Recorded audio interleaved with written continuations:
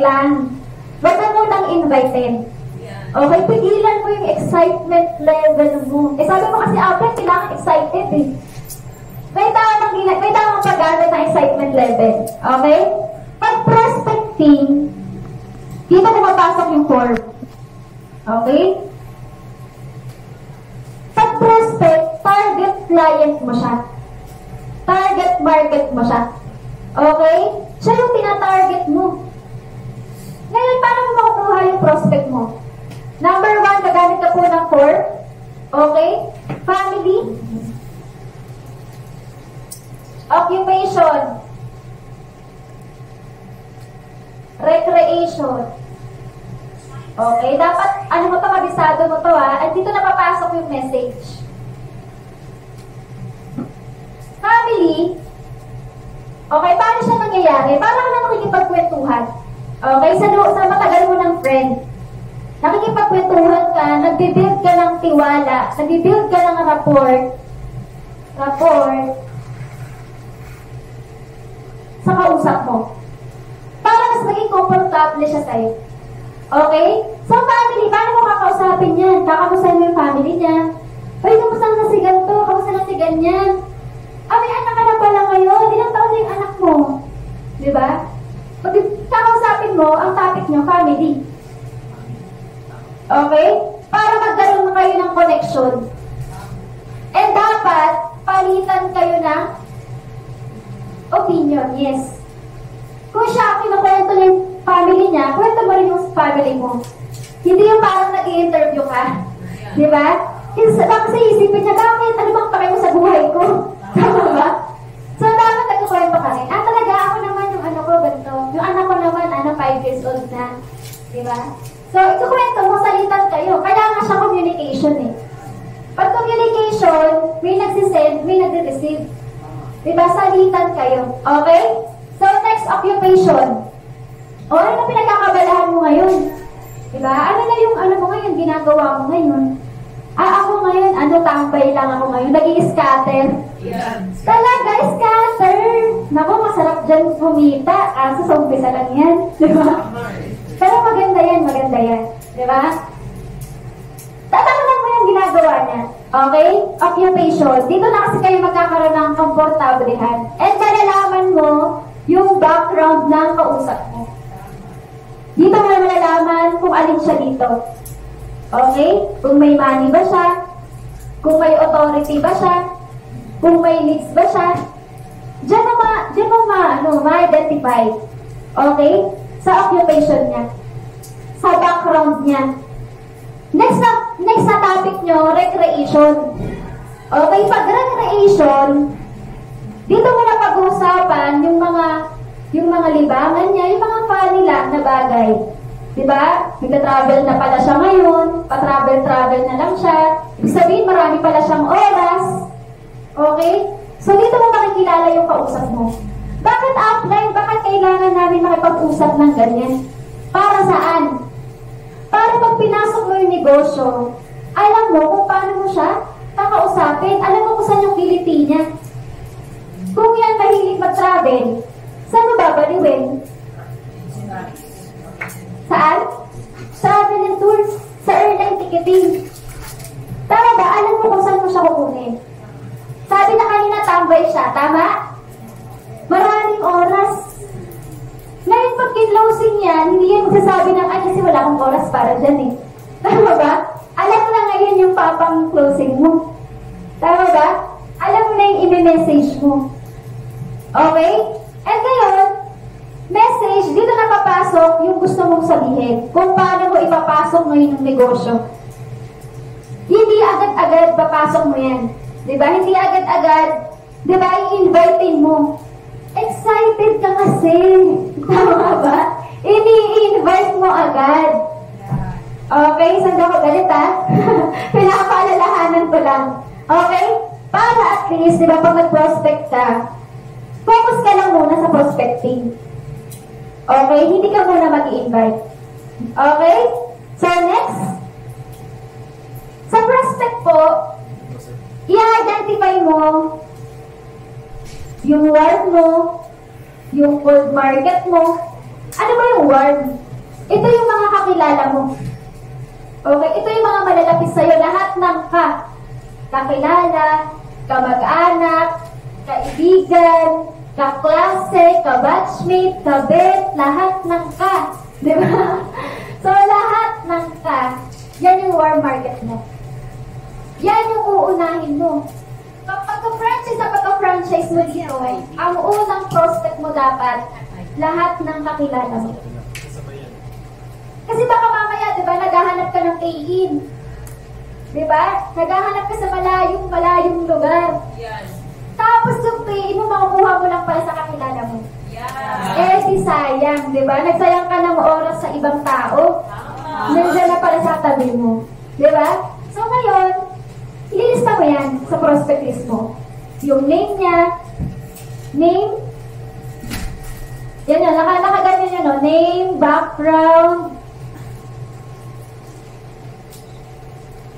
or occupation, address, pwede. Kahit naman hindi full address, di ba? Kahit taga Bulacan, o di kaya location na lang. Location. Ito yung pinaka-importante, yung contact number. Kasi pag pangalan lang yan, paano mo kukontakin? O di kaya Facebook account niya, FB account. Tapos sa dulo, yung remarks. Okay? Kami dati, pinapagod kami ng upline namin, 200 links. Pag 100 lang, magbabayad kami ng 100 pesos. Pag 150 lang yan, magbabayad kami ng 50 pesos. Ganun kalala. Tapos ang 50 na yun, pangkapi ng upline ko. Di ba? Kasi bakit? Ginuulan ka eh. Para kunin mo. Tama? So, 200 names, yun kasi 100 names na lang. Tama? Pero the more, the merrier. The more, mas okay. But the more, mas better. So, ngayon, lagay mo yung pangalan nila dyan, yung background nila, location. Sa remarks, dito mo ilalagay. Halimbawa, na-invite mo na sila. Okay, halimbawa, na-invite mo na sila. Babalikan mo nga yung prospect list mo. Sishidan mo yan, highlightan mo yan ng pink. Di ba? O di kaya ng yellow, depende sa remarks mo. Nilalagay mo dyan, walang pera. Okay? Walang pera. O di kaya itatanong sa asawa. Lagyan mo ng remarks. Okay? Para alam mo yung next na gagawin mo. Kung paano mo siya kakausapin ulit. Tapos dito sa gilid, lagay mo kung money ba siya, kung authority ba siya, authority, or may needs. Lagay mo dito, halimbawa si Jeff. Lagay mo, may money. Lagay mo M. Halimbawa sa apply Kim. Authority. Lagay mo letter A. Para ma-identify mo. Tama? Kasi kung ihiwa-hiwalay mo siya ng notebook, sayang naman sa papel. Tapos paano pag hindi mo nadala yung isang notebook? Tama? So alam mo ngayon yung uunahin mo. Yung man. Okay? So malinaw po ba yung prospect list? Yes! So sa mga walang prospect list dito, dapat bukas meron na. Dapat simulan mo na. Kasi para alam mo yung ita-target mo, alam mo yung kakausapin mo. Yes. Okay? So dahil meron ka ng prospect list, dito na pumapasok yung invitation. Okay? Siyempre, invite mo na. Nasulat niyo na ba lahat? Yes. Okay. Very good children. Ayan. So ito, pangalawa, invitation. Ito na, di ba excited ka? Dito ka na ngayon mag-invite. Ayan. Okay? So ito sa invitation, pag na-invite mo na dito sa office, okay, iba't ibang klase kasi yan. Dito na papasok yung presentation. Tama? Dito ka na magpe-present ng business. Pag na-invite mo na, pepresentahan mo na ng negosyo. Pwedeng online, pwedeng offline. Okay, sino na dito nakapag-invite na sa office? Nakapag-invite na, nakadala na ng guest sa office. Okay, sino pa? Wala na? Sila lang? Okay? Ngayon, sa offline, sa online, sino nakapag-invite na sa online? Lahat na, okay, lahat nakapag-invite na sa online. Yung online, pwede mong gamitan niya ng Zoom. Yung iba kasi ginagamit, Gmeet. Yung Gmeet kasi ano unlimited yung oras, walang bayad. Sa Gmeet. Sa Zoom naman, kung gusto mo unlimited, kailangan mo mag-pro. Okay? So, pili ka na lang. Meron naman dito, video call, busy, yung mga hindi kaya kumattend ng Zoom, hindi marunong sa Zoom, bini-video call. Okay, meron naman dyan. Yes, WhatsApp. Okay, depende sa client mo.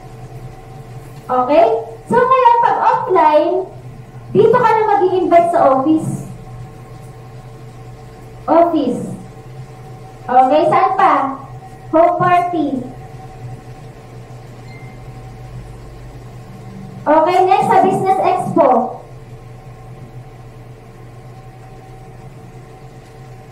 Okay, ito kapag malapit lang dito sa yung kausap mo sa office, ang option A mo lagi dito sa office. Bakit? Kasi yung iba kasi diba kahit taga-QC lang yung invite, ina-online. Yeah. Alam mo kung bakit nila ina-online? Bakit? Kasi sila mismo ayaw mag-office. Yeah. Power ka.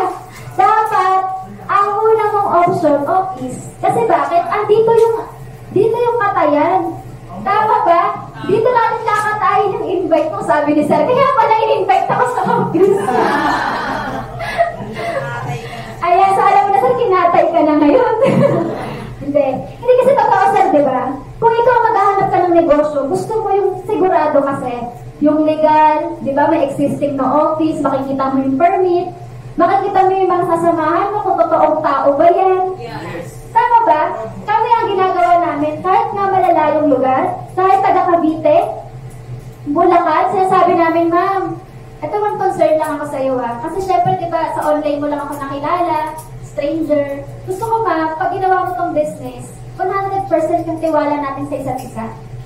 100% ma'am yung wala kang duda. Gusto ko ma'am dito ka sa office magpa-present ng business. Okay, bakit naman na-concern ka sa kausap mo?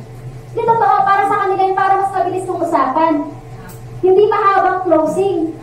Kasi diba sa closing, diba, ang hirap pag nagduduga yung invite mo, lalo na pag online yan. Tama ba? Eh, apply para naman pag OFW. Sendan mo ng mga video, i-video call mo dito sa office, i-tour mo siya, okay? So, para at least yung duda mawala. Ngayon, option B, yung Zoom.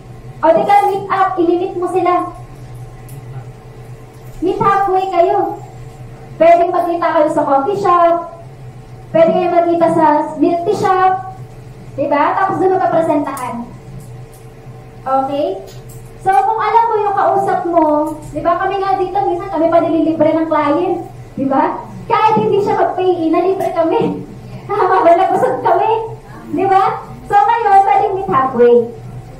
Kung ayaw naman niya, kung hindi kaya ng oras niya, pwedeng puntahan. Okay? Yung mga hindi talaga kaya, pwede naman. Lalo na kung may nagugol ka. Di ba, nag-ahabol ka ng pay-in. Okay? So, next, home party. Sa mga bago po dito, dapat, 1 week pa lang, 2nd week ka pa lang dito, dapat nag-home party ka na. Bakit? Baka pa kasi maunahan ka pa ng ibang grupo. Baka mamaya, di ba, pag-isip mo sa umaga, may nag-1 million sa kapitbahay nyo. Na parang pamilyar naririnig ko, nananaginip ba ako? May nagdadalawang milyon. Nagulat ka, di ba? Doon na si Upline. Di ba si Upline Irene? Nagulat ka na doon na si Upline Irene. Nag-home party na sa kapitbahay nyo. Tama ba? Nagulat ka yung ibang grupo. Di ba nandun na? Nag-home party ang saklap. Tapos nalaman mo, di ba? May 10 on the spot. Ang sakit, tama? Dapat sa'yo na napunta ka sa ibang grupo. Tama ba? So, dapat home party. Kasi yun yung mga ano mo eh, yun yung mga makakita sa tarpaulin mo eh. Tama ba? Para yung mga kapitbahay mo na nagtatanong, na interesado, diba? Sabi na agad. Okay? Tapos bawat transaction nila, may income ka. Tama, walang competition. Okay? So next, Business Expo. Sa Macdo. Diba? Sa Jollibee. So dapat nag-invite ka dyan. Very great opportunity yan. Bakit? Yung mga kakilala mo na mahilig sa kainan, dito mo mai-invite. Yan yung mga kakilala mo na gusto may kapalit, di ba? So dito mo mai-invite. Dito mas masarap maghakot kasi bakit? May kainan. Pwede ka mangidnap. Tama? So next, ano na yung Gmeet, VC, WhatsApp sa online, last option yan. Okay? Pag hindi talaga kaya, online. Minsan kasi nagiging first option natin online eh. Okay? So dapat baguhin natin yung mindset na gano'n. Okay? So next, so syempre tapos ka na sa presentation, okay, dapat aralin mo yung STO. Sino dito marunong na mag-STO? Naglalatag na. Okay, marunong na mag-STO. Ito kami po, ang goal namin, 1 week pa lang, marunong ka na mag-STO. Bakit? Kapag marunong ka mag-STO, madali na lang sa'yo mag-invite. Lahat ng tanong ng magiging client mo, nasasagot mo. Kasi bakit kabisado mo yung negosyo mo eh. Tama ba? Pag kabisado mo yung negosyo mo, may confident ka na, mag-refer, kumausap ng tao. Okay, so dapat aralin mo yung SBO. And bago mo natagan yan, syempre maglalatag ka na, tama? Bago mo natagan yan, pakilala ka muna, and form ulit. Form ulit yung kasama mo, yung kausap mo. Bakit? Para pa bago ka maglatag, alam mo yung focus mo. Halimbawa, yung kausap mo, di ba, tatanungin mo, ma'am, ganyan, sa Facebook niya lang siya nakilala, ganyan. Tapos sabihin mo sa kanya, ma'am, ano po ba yung nagkaroon kayo ng interest? Saang services po ba? Sabi niya, ay ma'am, kasi gusto ko yung airline ticketing. Ngayon, pag naglatag ka, ang i-highlight mo, yung ticketing. Doon mo siya babaliwin. Hindi mo titigilan hanggat hindi siya napapanganga. Di ba? Hindi mo titigilan hanggat hindi tumutuloy yung laway niyan sa ticketing. Tama, kasi bakit? Babaliwin mo siya sa ticketing. Doon siya baliw eh. Doon siya may interest. Okay? Para malino sa'yo yung paglatag. Okay? Ayan, may iraraffle tayo. Di ba? So, next. Okay, irarapor mo din yan. Okay? Irarapor mo din yung kausap mo. Kagaya lang din na ginawa mo sa prospectus kanina, kikilalalin mo ulit yung kausap mo.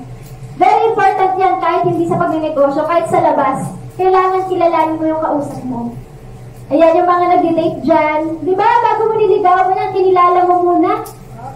Yung bago kasagutin yan, di ba? Kinilala mo muna yung kausap mo. Tama? So, ganoon din po sa pagnenegosyo. Okay? Kailangan kilala mo yung kausap mo, yung kaharap mo. Okay? So, malinaw po ba? Yes! Malinaw. Okay, so, kapag okay na sa invitation, dito na ang next na ipapart, next na ipamaster mo. Number 3, ABC rule. Sulat mo dyan, malaking ABC rule. ABC rule. ABC rule, pamilyar? ABC rule? Yes! Rule siya. Batas po yan. Okay? Batas ng pagpapayaman. Yan. Pag hindi mo sinunod yan, mapapaniwala ka. Tama. Tama? So, kailangan sundin mo yung ABC rule. Alam niyo po, ang ABC rule sobrang importante yan sa negosyo natin. Promise. Kahit saan pumuntang company. Di ba? Kahit saan ka pumunta, maganda pong ABC rule. Kahit po hindi ka magaling, kahit hindi ka malupit sa paglatag ng negosyo, pero magaling ka mag-ABC rule, kaya mong magpa-pay-in. Tama. Hindi totoo. Sobrang powerful ng ABC rule. Yung simpleng pagturo, di ba? Turo mo lang talaga, di ba? Okay na mo yan, ma'am. Hindi lalakad na yan, grabe, milyonaryo mo yan. Yung simpleng ganun, di ba? And syempre, pag nag-ABC rule ka, 100% yung excitement level. Yes. Pakita mo na excited ka. Alam mo, hindi mo binabalo mo siya, di ba? Binabalo mo siya sa company, binabalo mo siya sa upline, tapos ang baba ng moral mo, tama? Low moral ka.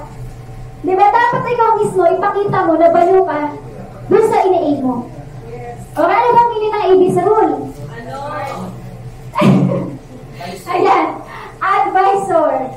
Okay? Bridge. Client. Okay? Sino-sino ba yung mga advisor? Ito yung company, yung upline mo, crossline mo, yung mga kotse, diba? Yan yung mga advisor. Ano pa? Yung mga permits, yung mga legalities, diba? Yung management, diba? Yan yung advisor. Yung bridge, ikaw yan. This is you. Yung client mo, yan yung i-invite mo. So, ito yan, bridge. Client. Ito to, this is you. Tapos, ito yung advisor. Yung upline mo. Diba? So, ikaw yung tulay para mag-meet yung invite mo, pati yung advisor. So, ano gagawin mo dyan? Diba? Dapat i-connecta mo sila sa isa't isa. Halimbawa, may invite ka, diba? Pagpasok mo na ng office, grabe nun, diba? Ang bango. Tapos, diba sira yung pinto dyan? Huwag mo naman ipahalatang sira yung pinto. Diba? Alam mo, diba, pagpasok niya, diba, biglang tumulog ng malakas ng pinto.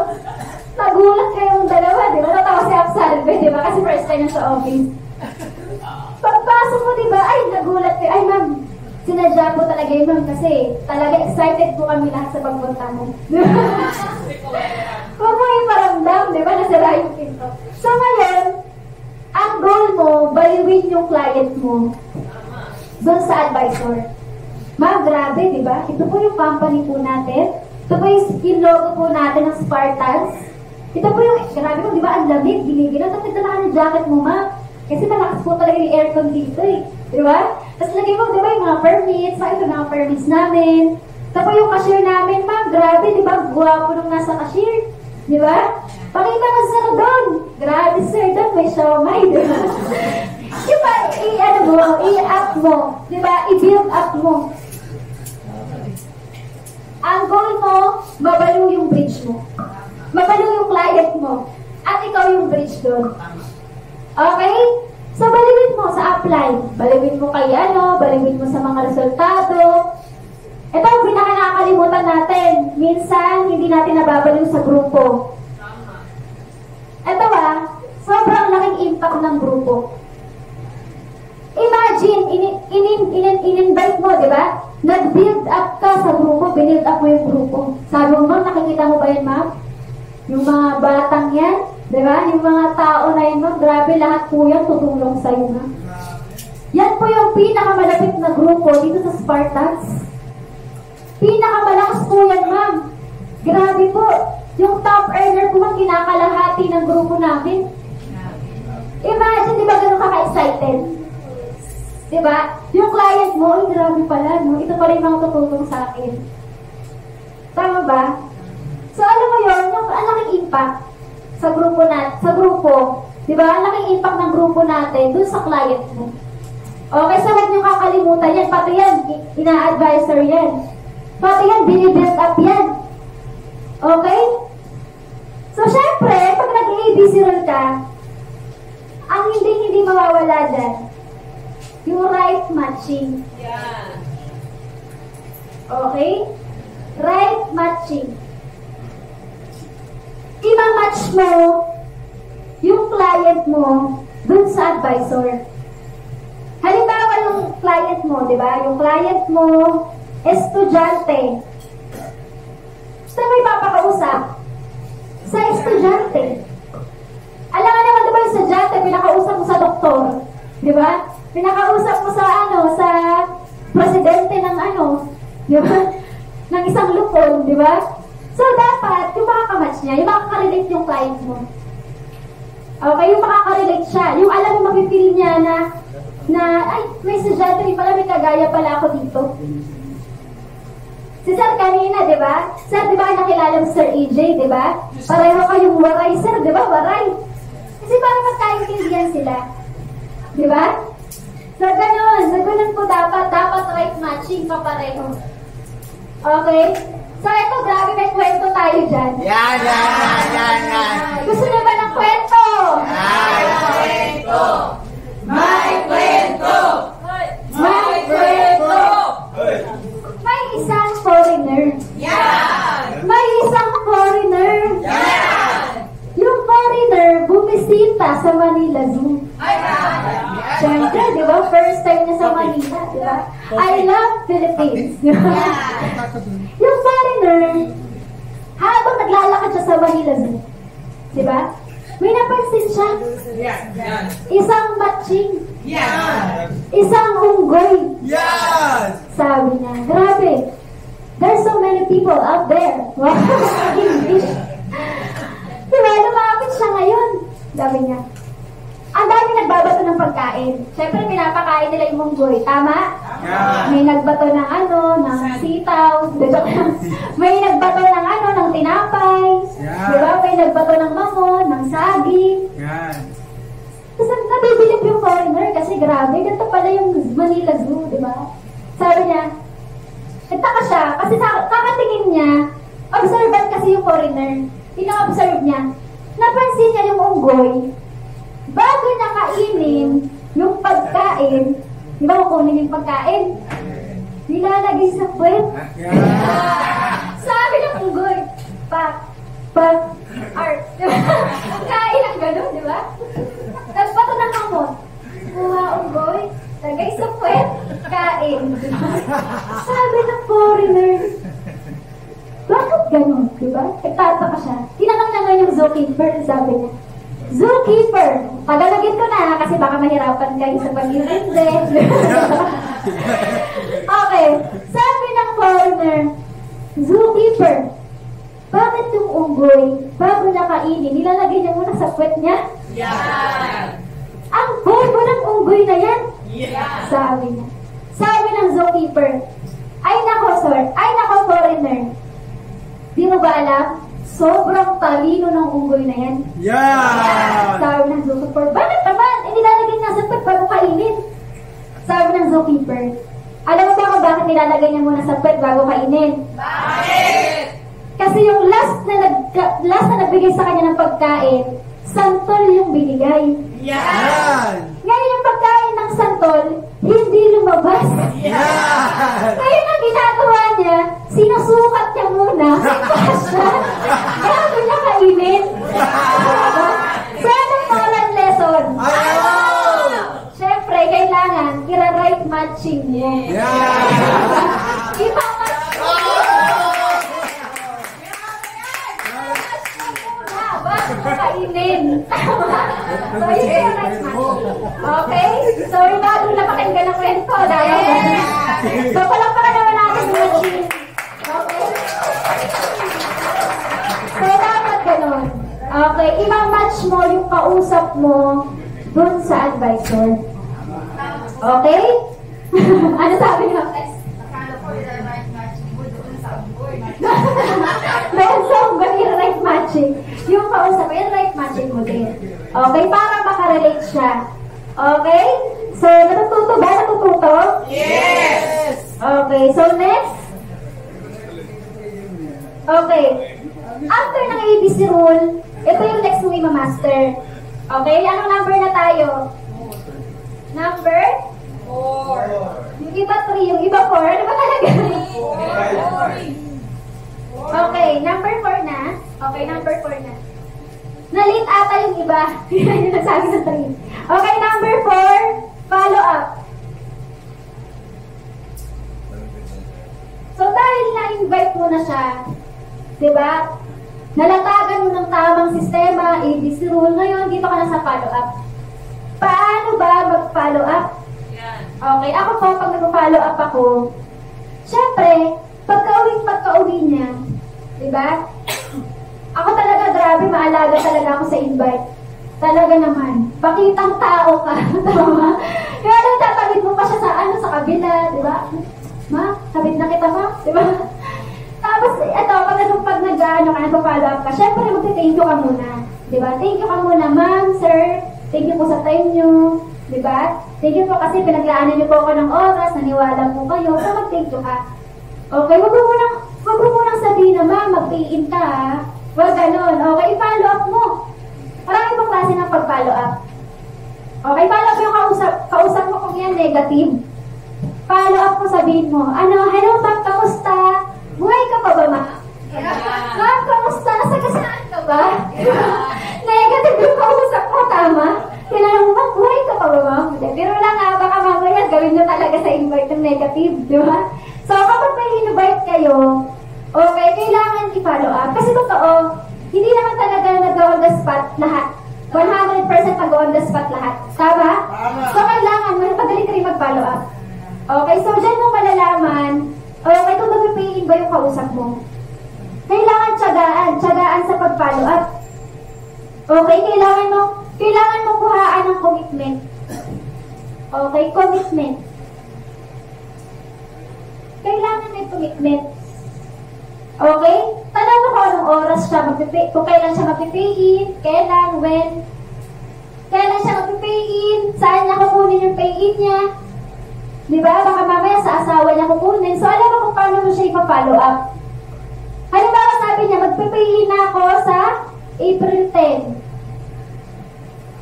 Okay, so alam mo ngayon kung kailan siya mag-pay-in, ilalagay mo na sa calendar mo. Tama? So ngayon, sobrang importante niyan up. Bakit? Kasi pag hindi mo kinuhaan ng commitment, hindi mo kinuhaan ng plano, kung kailan siya mag-pay-in, baka mamaya 3 years pa lang inaantay mo pa yung invite mo, di ba? Yung follow up mo. 3 years na hindi pa nag-pay-in kasi hindi mo kinuhaan ng commitment. Okay, so sobrang importante niyan. Siyempre, kung saan niya kukunin yung pang-franchise niya. Ano yung paraan niya? Okay? Ma'am, may savings kasi ako, so dito kukunin yung pang-franchise ko. So at least alam mo. Okay, sige ma'am, mag-pay-in ka na, may savings yung pala. Di ba? So, halimbawa yung kausap mo, ay iuutang ko pa kasi dun sa kumari ko. Sino kumari, ma'am? Best friend niyo po, kabatchmate niyo po ba? Ganyan. So, dapat, kumbaga, specific. Para alam mo kung paano mo siya kakausapin ulit. Okay ba tayo doon? Yes! Okay, kailangan maging effective ka sa pag-follow up. Minsan kasi, di ba, invite ka ng invite. Sobrang dami mong invite. Pero hindi mo nakapollow up. Sayang yung oras mo. Promise, kailangan quality. Quality over quantity. Di ba? Magulat ka, di ba? Lagi kang most number of invites. Tapos wala ka palang pay-in. Check mo, tama? Baka mamaya hindi mo na mag-follow up. Kailangan may listahan ka ng follow up mo. Okay, lista mo lahat. Halimbawa, follow up. Pangalan niya, name. Date, kung kailan siya kung kailan siya pumunta ng office, kung kailan mo siya nilatagan. Okay? Tapos lagay mo dito yung remarks. Ano yung plano niya? Okay, sulat mo lahat dyan. Para tatawagan kung lagay mo ng contact number. Okay, malagay mo ng contact number. Para tatawagan mo, may araw ka para magtawag ng follow-up. Halimbawa, wala kang activity, na-cancel ka ng invite. Dahil hindi ka pumapayag, kailangan mo na kausap. Try mo tumingin sa follow-up. Baka kasi mamaya yung follow-up mo, nakalimutan ka lang. Bago yung follow-up mo, di ba, nakuha niya ngayon yung niya, yung pension niya. Di ba? Sabi niya, saan kaya ilalagay itong pension ko? Di ba? Saan kaya ito ilalagay itong pera ko?